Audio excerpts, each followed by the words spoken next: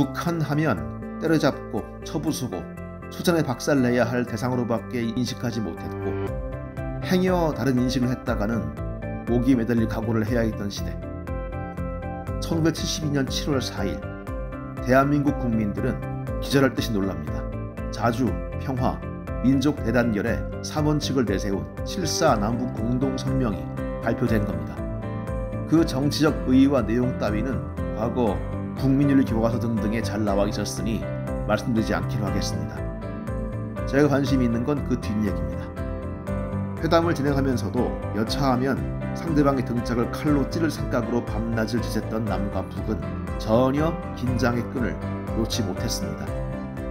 북한으로 찾아가는 밀사들은 유서를 쓰고 휴전선을 넘었습니다.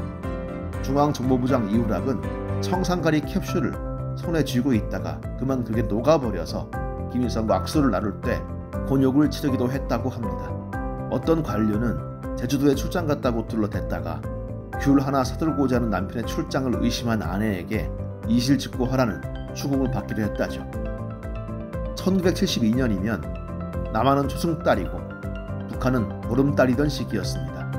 전쟁 이후 오랫동안 경제적으로 또 외교적으로 북은 남을 압도해 왔지만 남은 바야흐로 경제개발에 박차를 가하여 북한을 거의 따라잡은 상황이었습니다. 1966년 월드컵 예선 때 북한 축구팀이 강세를 보이자 대결 자체를 포기해서 국제축구연맹으로부터 벌금을 물었던 그런 열등감으로부터는 벗어나 있었던 겁니다. 그래도 더 긴장했던 것은 아무래도 남쪽이었던 것 같습니다. 박정희 대통령은 임진각에서 서울로 오는 길 곳곳에 탱크 차단목을 설치하라고 지시합니다. 6.25 때 이민군 기갑부대의 쓴맛을 본 기억이 생생했기에 이 길을 통과하는 북한 회담 대표들로 하여금 야 이거 탱크로는 인차 내리밀기 힘들겠구만 이라고 생각하게 만들고 싶었던 바람이었습니다. 그 차단목들은 지금도 통일로 곳곳에 남아 있습니다. 그런데 어쩝니까? 요즘은 자유로가 뚫려버렸습니다. 하긴 이 자유로가 뚫릴 때에도 국방부 장관이 신도시 아파트들을 두고 대전차 방해시설이란 표현을 써서 사람들을 흥분시킨 적이 있긴 합니다. 7.4 공동성명 당시 남한 대표단 중에 한 명이며 아웅산 참사 때 순직한 이범석 전 외무장관의 경우 북한 대표들에게 이런 비아냥을 듣습니다. 우리가 온다고 이 차들을 다 불러 모았구만요. 고생했시다. 그러자 이범석은 이렇게 받았다고 합니다. 고생 많이 했습니다. 차도 차지만 이 빌딩들 모으느라 고생 많이 했어. 이 이야기는 남에 대한 북한의 왜곡된 시각과 당당해진 남을 표현하는 일화로 즐겨 소개되지만 사실은 북한 대표의 비아냥에는 일리가 없지 않았습니다. 실제로 북한 적십자 대표단이 통과하는 고속도로를 대한통운 트럭으로 가득 채웠다가 길이 막혀 애를 먹은 적이 있었던 겁니다. 민간 승용차 동원이 어렵자 화물 트럭으로 도로가 붐비는 것처럼 보이려던 얄팍한 술수였죠. 그뿐이 아니었습니다. 북측 대표단이 통과하는 서울 거리를 새로 페인트 칠하고 빌딩 불을 밤늦도록 켜두는가 하면 북측 대표단 숙소의 일제 엘리베이터에 국산 상표를 붙이는 등 최근 북한이 마지막 남은 자존심을 지키려고 발버둥치는 모습 그대로를 남쪽이 연출하고 있었습니다.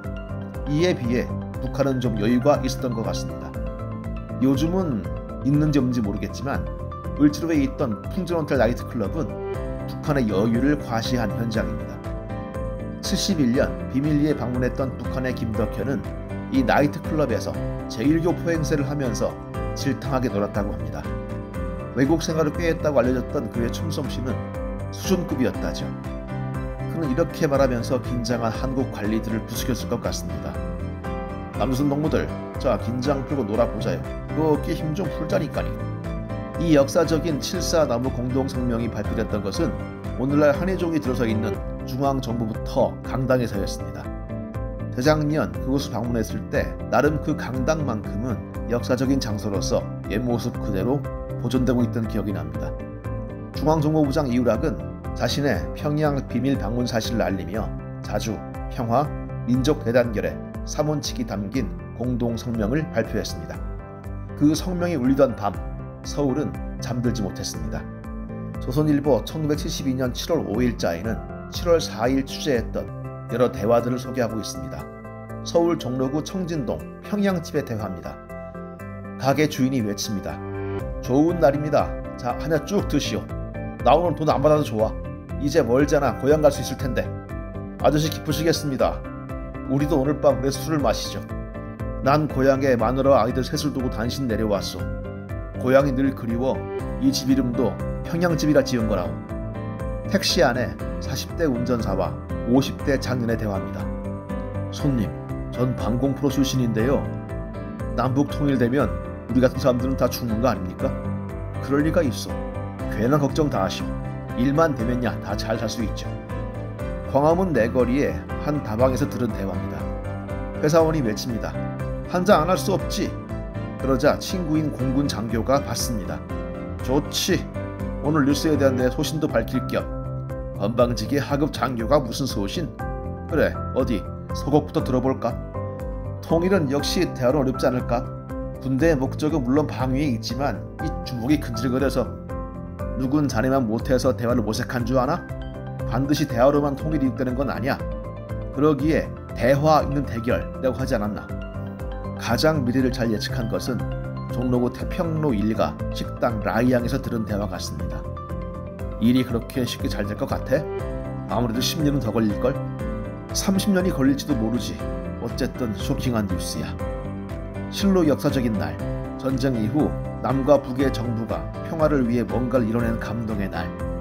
그러나 이날 이후 박정희는 유신을 준비했고 김일성은 유일 사상을 확립하기 시작했습니다. 그래서 슬프기도 한 날이죠. 그로부터 50년, 남과 북은 돌고 돌아서 다시 제자리에 서 있습니다.